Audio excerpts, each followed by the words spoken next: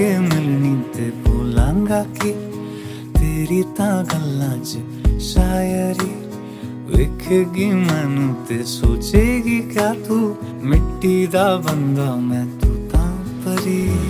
इश्के दी गलियां च खोया है दिल वे आस लगाई के जाए तू मिलवे कोल तेरे मैनू आन दे सोनी करा मैं कितने जतन नो सोनी।